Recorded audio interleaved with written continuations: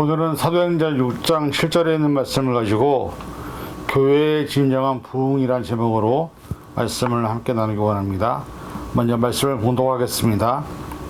하나님의 말씀이 점점 왕성하여 예루살렘에 있는 제자의 수가 더 심히 많아지고 허다한 제사장의 무리도 이 도에 복종하니라. 아멘. 기도하겠습니다. 하나님 감사합니다. 교회가 하나님의 부르심을 받은 세상의 방주로서 역할을 감당해야 하는데 너무나 많은 교회가 문을 닫았고 힘들고 어려운 상황이 놓여져 있습니다. 그럼에도 불구하고 하나님은 교회를 통해서 부흥을 원하십니다. 오늘 이 시간 우리가 교회의 진정한 부흥이 무엇인지 말씀을 통해서 살펴보게 하시고 하나님의 귀한 능력이 이 세상에 많은 사람들에게 증거되는 역사를 보게 하여 주옵소서. 모든 것 감사드리며 예수님의 이름으로 간절히 기도하옵나이다. 아멘. 아랍 속담에 이런 말이 있다고 합니다. 햇빛만 쏟아지는 곳은 사막이 된다. 비가 없는 곳은 사막이 될 수밖에 없다.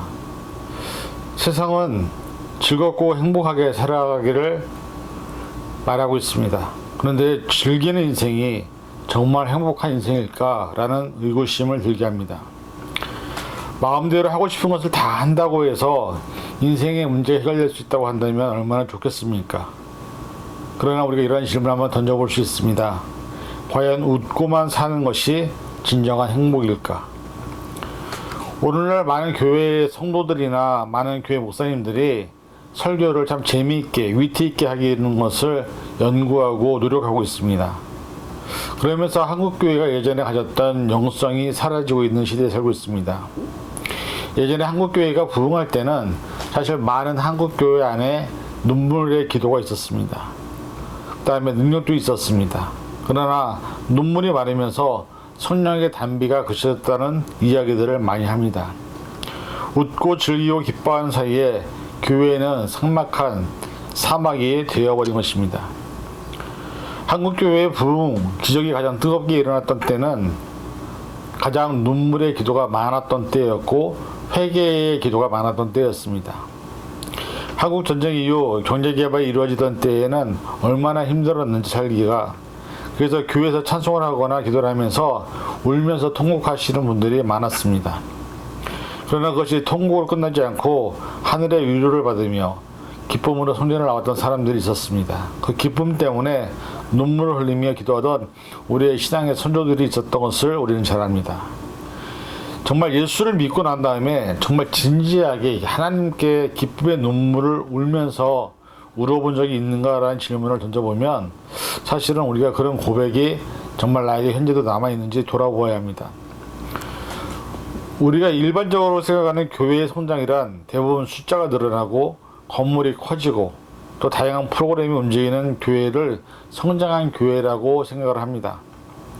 그런데 그렇게 많은 사람이 모이고 많은 프로그램이 운영이 되면 또 큰 건물을 갖고 있으면 정말 그것이 하나님께서 기뻐하시는 교회일까라는 의구심이 들기도 합니다. 한국교회는 이제 더 이상 회개의 눈물, 구원의 감격, 하나님의 은혜를 주신 축복으로 인해서 흘리는 기쁨의 눈물이 메마른 시대에 도래하고 있습니다. 설교는 재미있고 즐겁게 들어야 된다고 얘기하는, 또 예배 분위기도 사람들을 만족시켜야 한다고 하는, 세상에서 뭐라 하든 교회 안에 있는 사람들끼리는 축제로 만들면 된다는 생각이 교회를 교회답지 못하게 만들고 있다는 사실을 우리는 깨달아야 합니다. 오늘은 이런 차원에서 진정한 교회의 부흥이 과연 무엇일까? 우리가 사도행전에 있는 말씀을 통해서 두 가지로 함께 생각을 해보기 원합니다. 첫째 말씀에 보니까는 교회의 진정한 부흥은 말씀이 왕성해지는 것이라고 말씀하고 있습니다.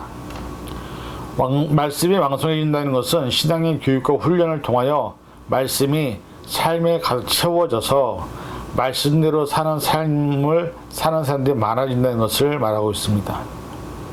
그러나 지금 우리의 모습을 보면 현대 기독교인들에게 가장 큰 공백, 잘못된 것이 뭐냐면 말씀이 없다는 것입니다.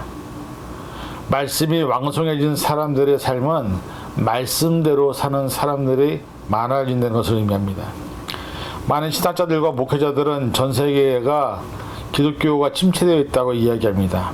유럽과 같은 전통적인 기독교 국가의 복음화율은 해마다 떨어지고 있고 기독교의 증가세도 점점 꺾이고 있고 이제 이 미국도 교회들이 죽어가고 있습니다. 사라지고 있습니다. 한인교회 역시 많은 노인분들만 남아있는 현상에서 젊은이들이 사라진 교회가 수태반입니다. 이런 현상이 생기는 이유는 간단합니다. 그것은 교회가 교회답지 않고 성도가 성도답지 않기 때문이죠. 예전에 교회하면 떠오르는 것은 따뜻하고 쉼과 안식과 평안이 있고 위로와 기쁨이 있는 곳이 바로 교회였습니다. 가난하고 힘들고 어려운 사람들이 친구가 되어주는 곳이 교회였습니다. 그래서 힘든 사람들이 가장 많이 모이는 곳이 바로 교회였습니다. 마음을 나눌 곳이 없는 사람들이 함께 와서 함께 기도하고 울고 함께 격려하고 쉼이 필요한 사람들이 와서 마음껏 기도하면서 쉼과 평안을 느끼고 많은 사람들에게 안식을 주는 것이 교회였습니다. 그러나 지금 이런 교회는 존재하지 않습니다. 교회하면 싸움하거나 소유권의 재판을 하거나 당파가 나오거나 시기심, 질투, 남의 말하기 좋아하고 서로 상처 주고 상처받고 세상에 있는 어떤 공동체보다도 못한 그러면서도 구원받았다고 하는 사람들의 말과 행동이 다른 이중적인 모습에 볼 수밖에 없는 그리고 말만 앞세우는 신앙의 모습들을 보면서 회의를 느낄 수밖에 없는 그런 것이 바로 현대 교회의 모습일 것입니다. 교회가 부흥을 한다는 의미는 믿지 않는 사람들이 예수님을 알게 되고 그들이 믿음으로 성장해서 자라서 다른 제자들을 키우는 것이 진정한 교회 부흥의 모습입니다. 그러나 현대 많은 교회는 이미 교회를 다니고 있는 다른 교인들을 데리고 와서 전도했다고 자랑을 합니다.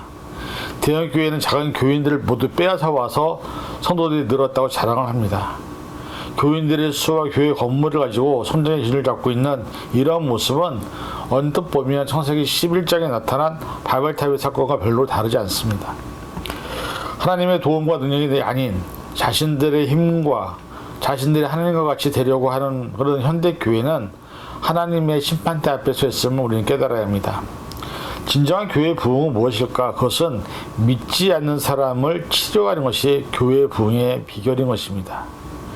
한국교회에 큰 부흥의 물결이 있었던 때는 그야말로 성장이 아닌 부흥이었습니다. 많은 사람들이 밀려왔다고 해야 좋은 것이 아니라 7, 80년대만 해도 정말로 많은 사람들이 변화되는 삶을 살았습니다. 부흥을 제쳐놓고라도 사실은 지금 어떻게 보면 많은 사람들이 부흥과 성장의 개념을 잘못 이해하고 있는 것이 아닌가 생각이 됩니다. 지금은 많은 교회가 현상 유지하는 것만으로도 부흥했다라고 얘기하는 많은 목사님들의 이야기를 듣습니다. 무엇이 문제일까요? 영적인 부분도 있을 것이고 환경적인 부분도 있을 것이고 그러나 중요한 것은 뭐냐면 초대 기독교의 말씀이 왕성하여지고라는 이 말씀처럼 말씀이 충만해진 사람들이 없어지고 말씀이 충만한 교회가 없어지다 보니 생기는 문제들이라고 해도 과언이 아닐 것입니다. 많은 목사님들이 성도들이 말씀보다는 세상적인 것들로 교회 안에 채우기를 바쁜 것을 보게 됩니다.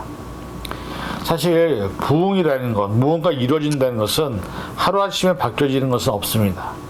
오랜 세월 동안에 뿌리가 깊은 불신앙 또 여러 가지 상황들 속에서도 그것이 진정한 변화를 이루려면 끝없이 많은 기도와 헌신과 눈물이 있어야 바뀌는 것입니다. 사실 7, 80년대 교회, 한국교회 부흥이 있었던 가장 큰 근본의 원인은 무엇이었느냐? 우리나라 가장 어려울 때에 순교자들의 피가 있었고 그들의 눈물과 그들의 희생이 있었기 때문에 결국 그 열매가 7, 80년대에 맺어진 것을 우리는 알게 됩니다. 성도는 성도의 자리에서 목회자는 목회자의 자리에서 교회는 교회의 현 위치에서 그리스도의 좋은 섬김의 본을 말씀 안에서 온전히 보여질 때 그것이 바로 진정한 부흥이라고 말씀드릴 수 있는 것입니다. 우리만 부흥을 꿈꾸는 것이 아니라 사실은 하나님께서 더 부흥을 원하시지 않을까요? 그래서 저와 여러분들을 하나님은 제자로 삼으시고 자녀로 삼으시고 저와 여러분들에게 직분을 주신 줄 믿습니다. 그리고 그 대가를 지불하신 것이 예수님의 십자가 희생이었습니다. 주님의 십자가를 생각하면서 고통과 아픔을 참으면서 선한 일을 위해 최선을 다해야 할 때 사실 그 말씀이 우리 안에 살아서 역사하시는 것입니다. 오늘 우리가 우리 자신들을 돌아보기 원합니다. 정말 말씀으로 내가 하루하루를 살고 있는지, 말씀의 거울 앞에서 내가 온전히 말씀의 기준 앞에서 잘 살고 있는지를 돌아보아야 합니다. 많은 일을 하는 것이 중요한 것이 아니라 하나의 말씀이라도 우리가 말씀대로 살았느냐가 더 중요하다는 사실을 깨달아야 됩니다. 오늘 하나님은 저와 여러분들 교회로 부르셨습니다. 물론 교회 공동체로 부르신 교회도 있지만 우리를 모두를 개인적인 교회로 부르셨다는 사실은 저와 여러분의 삶에서 말씀이 왕성해지는 것, 충만해지는 것, 말씀대로 살기 위해서 노력을 하는 것이 있을 때 바로 내 주변에 있는 사람들로부터 변화가 시작이 되고 그것이 진정한 부흥이라는 것을 말씀하고 있는 것입니다. 우리에게 간절히 바라시는 하나님의 부흥은 우리 안에 하나님의 말씀이 자리 잡는 것이고 우리가 말씀 안에서 살아가는 것이고 말씀대로 믿고 따르는 것임을 잊지 마시고 저와 여러분들이 하나님의 말씀대로 살아가는 믿음의 심령들 될 수 있기를 간절히 축원을 드립니다. 둘째는 사도행전 오늘 본문에 말씀해 보니까 말씀이 왕성해진 다음에 그 다음에 결과가 뭐였느냐, 믿는 무리의 수가 많아졌다는 것입니다. 이 믿는 무리를 바로 우리는 제자로 얘기합니다. 세상적인 목적이 있는 그런 교인들이 많아지는 것이 아니라 예수님의 삶을 실천하는 제자가 많아지는 것을 의미하는 것입니다. 여러분, 많은 사람들이 큰 교회나 대형 교회를 찾습니다. 이유는 거의 대부분 두 가지입니다. 첫째는 작은 교회에서 관심을 받거나 여러 가지 많은 사역에 참여하는 것이 별로 원하지 않기 때문도 있지만 대부분의 많은 사람들이 그냥 예배의 의무만 이해하기를 원합니다. 최소한의 예배에 대한 양심만 지키기 원하는 것이죠. 그래서 자기를 모르는 많은 무리 속에 그냥 들어가서 예배 드린 것으로 하나님 제가 예배 드렸습니다라고 고백하는 그런 것들을 위해서 많은 큰 교회를 찾는 사람들이 많다는 것입니다. 또 다른 이유는 그 큰 교회에 가면 많은 인맥이 있고 많은 비즈니스를 하시는 분들이 많기 때문에 그 안에서 자신의 유익을 찾기 위해서, 즉 목적을 달성하기 위해서 교회를 찾는 사람들이 많다는 것입니다. 근데 그렇게 찾은 사람들이 자신에게 원하는 목적과 혜택이 주어지지 않을 때는 자신의 목적을 달성할 수 있는 또 다른 교회를 찾아다니는 수많은 모습들을 봅니다. 그래서 요즘은 교회를 쇼핑한다고 얘기하죠. 많은 사람들이 교회에 보통 4군데, 5군데 다 등록이 되어 있습니다. 즉 내가 원하는 것을 주는 교회를 찾아다닌다는 것이죠. 그리고 그 안에서 자신이 받을 수 있는 최대한 혜택을 누리기 위해서 자신의 수고와 희생을 하지 않고 자기를 대접해주고 자기를 인정해주는 곳만을 찾아다니는 수많은 사람들의 모습을 보게 됩니다. 근데 여러분, 이런 사람들은 제자가 아닙니다. 그냥 교인인 것이죠. 여러분, 교인과 제자는 분명히 다릅니다. 교인은 교회에 등록하고 예배만 왔다 갔다 하는 것을 우리는 등록교인을 얘기합니다. 그러나 제자는 교회를 위해서, 사랑하는 성도들을 위해서 자신의 삶을 희생하고 자신의 시간과 자신의 물질과 자신의 땀과 노력과 헌신과 봉사를 하는 사람들이 진정한 제자인 것입니다. 그래서 제자들은 함께, 우리, 공동체라는 단어를 좋아합니다. 그것을 위해서 함께 노력하고 서로 위로하고 서로 힘든 일을 함께 이겨나가며 서로에게 용기를 주고 서로에게 위로하고 서로 사랑하는 모습이 진정한 제자들에게 나타나는 삶의 모습인 것입니다. 옛날에 운동회를 하면 마지막 운동회의 마지막 파이널 게임이 항상 줄다리기였습니다. 줄다리기의 묘미는 뭐냐? 한 가지 목적을 위해서 뭉친다는 것입니다. 줄다리기를 하고 나면 온몸이 쑤시고 팔이 아픕니다. 큰 힘을 들이지 않는 것 같은데 승리를 위해서 온 힘을 다한 결과를 우리는 승부를 보게 되는 것이죠. 부흥하는 교회에는 정말로 성도들의 헌신이 있을 때 그 교회가 부흥이 된다는 것이죠. 교회의 부흥과 성장은 성도들의 피와 땀과 눈물과 희생으로 이루어진다는 것입니다. 부흥하는 교회는 하나됨의 일치가 있습니다. 하나됨은 그냥 이례적인 하나를 말하는 것이 아닙니다. 그리스도의 사랑 안에서 다양한 사람들이, 다양한 성격들이, 다양한 인격들이 서로 하나가 되는 것을 의미합니다. 서로 다 함께 같이, 이게 얼마나 좋은 말입니까? 그러나 요즘 시대가 어떻습니까? 혼밥이라고 해서 혼자서 모든 것을 하는 사람들이 모여있는 것이 세상입니다. 그래서 결혼도 하지 않으려고 하고 아이도 낳지 않으려고 하고 혼자 만족하는 삶을 사는 것이 현대 시대의 가장 다른 모습이 아닐까요? 지금 현대 교회에서 우리 함께 그다음에 같이라는 말을 쓰는 사람들이 그렇게 많지 않다는 것이죠. 사도 바울은 그리스도와 교회의 관계를 머리와 지체로 설명했습니다. 머리가 되시는 그리스도 아래에 우리 모든 지체가 각 마디를 결정하게 되는 것이죠. 그래서 우리가 한 몸을 이루어서 그리스도 안에서 하나가 되어야 된다고 말씀하고 있습니다. 역할은 서로 다릅니다. 생김새도 다릅니다. 위치와 사명도 다릅니다. 그러나 우리는 모두 그리스도 안에서 한 몸이라고 얘기하고 있습니다. 지치고 피곤한 분들은 참 많은데 교회가 사랑의 안식처가 되지 못하고 있는 현실이 정말 아쉬운 상황이죠. 부흥이라는 것은 어떻게 보면 우리가 서로에게 사랑을 나눠줄 때 진정한 부흥이 일어나지 않을까요? 그 사람들 다시 만나고 싶고 그 사람들과 함께 밥을 먹고 싶고 그 사람들과 함께 이야기하고 싶고 그 사람들과 함께 말씀을 나누고 싶고 그 사람들과 함께 기도를 하고 싶은 그 마음이 생길 때 그것이 진정한 제자의 모습이 아닐까 생각을 합니다. 서로를 섬기고 서로의 피를 채워주다 보면 사실 우리는 근심보다는 기쁨을 더 많이 경험하게 되는 것입니다. 그리고 그런 사람들이 모인 것이 바로 제자의 무리라는 것이죠. 우리 교회 안에 갔을 때 내가 만나는 수많은 사람들의 관계 속에서 그 영혼들을 바라볼 때, 그 사람들을 바라볼 때 그들이 나와 같이 정말 제자로서 느낄 수 있는지 아니면 저 사람은 교인이고 난 제자다라고 얘기할 수 있는지 우리 스스로 돌아보아야 합니다. 진정한 부흥은 제자의 수가 많아지는 것이지 교인의 수가 많아지는 것이 아님을 기억해야 합니다. 저와 여러분들은 제자로 지금 살아가고 있습니까? 예수님이 우리를 부르신 이유와 목적에 합당하게 살고 있는지 우리 스스로 돌아보아야 합니다.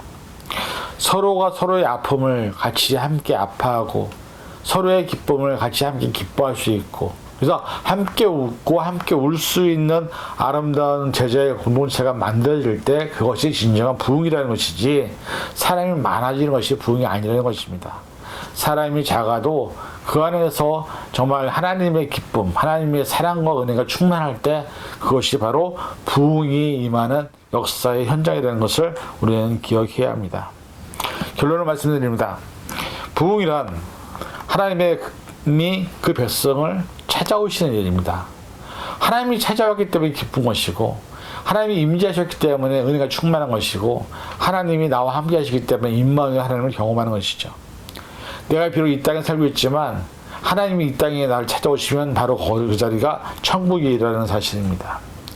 천국의 나날들이 하나님과 함께하는 삶이고 내 생명이 하나님에게 주신 은혜 때문에 힘 때문에 살아가는 것이고 그래서 사실 우리가 하나님이 나와 함께 있는 것이 진정한 부흥의 역사의 현장이라는 것이고 그 삶의 자리가 하나님이 나와 함께하는 임마누엘의 자리라는 것입니다. 하나님은 예상치 못하는 곳에서 부흥을 일으키십니다. 그리고 지금도 수많은 전 세계의 선교 지역에서 부흥의 역사는 일어나고 있습니다.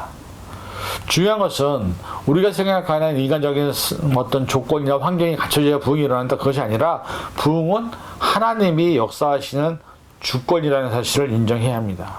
다만 중요한 것은 뭐냐면 내가 그 부흥의 자리에 합당한 자로 제자로서 그리고 정말 말씀이 충만한 사람으로서 살고 있는지가 더 중요하다는 것이죠.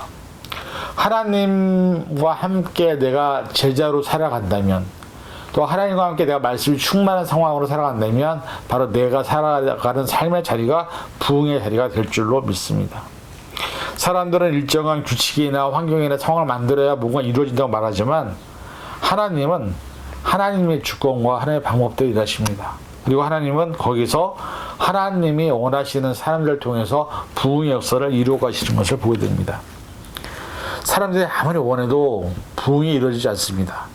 중요한 것은 뭐냐면 부흥이 온다는 것은 하나님이 나에게 함께 하실 때 하나님이 우리 교회 공동체에 함께 하실 때 그때야 비로소 부흥의 역사가 일어난다는 것을 기억해야 합니다. 시간, 장소, 부흥을 일으키는 모든 방법은 하나님의 주권에 있다는 사실을 우리가 기억하시고 중요한 것은 내가 교회로서 말씀이 충만해져 있는지 내가 하나님의 또 예수 그리스도의 제자로서 하나님 말씀 안에서 하나님과 함께 살고 있는지를 먼저 돌아볼 수 있어야 될 줄로 믿습니다. 저와 여러분들에게 하나님은 부흥을 원하십니다. 말씀 안에서의 부흥, 제자로서의 부흥을 원하십니다. 이 사실을 기억하시고 부디 바라기는 2024년도 벌써 우리가 이제 4월 둘째 주를 맞이하고 있는데, 이제 좀 있으면 이제 반년이 지납니다. 우리가 이 시간 동안에 하나님이 주시는 진정한 부흥이 내 삶에 일어나서 저와 여러분들의 삶 가운데 하나님의 놀라운 역사를 경험하는 그런 믿음의 10년을 될 수 있기를 주님의 이름으로 간절히 축원을 드립니다. 기도하겠습니다. 사랑과 은혜가 충만하신 아버지 하나님 감사합니다. 우리가 진정한 부흥을 원하지만 그 부흥은 하나님이 허락하셔야만 주시는 것임을 다시 한번 깨닫습니다. 우리가 말씀 안에서 왕성해지기를 원합니다. 말씀이 충만해지기를 원합니다. 내 안에 말씀이 가득 차서 말씀대로 살고 말씀대로 따라갈 수 있는 믿음의 고백이 있기를 원합니다. 또한 우리가 제자로 거듭나길 원합니다. 교인이 아니라 정말로 제자로서의 삶을 살아서 많은 사람들에게 복음을 증거하는 제자로 살아갈 수 있도록 우리를 붙들어 주시옵소서. 그래서 하나님이 우리의 삶 가운데 역사하시는 부흥을 경험하게 하시고 우리가 같이 협력하는 모든 교회 공동체 안에서 부흥의 역사가 일어나는 것을 경험하게 도와주시옵소서. 모든 것 감사드리며 예수님의 이름으로 간절히 기도하옵나이다. 아멘.